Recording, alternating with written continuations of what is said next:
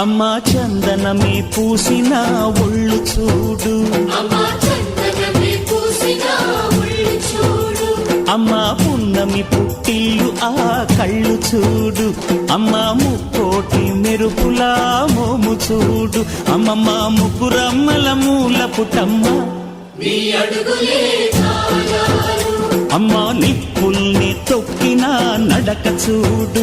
అమ్మా దిక్కుల్ని దాటిన కీర్తి చూడు, 1000 సూర్యుళ్ళై మెరిసిన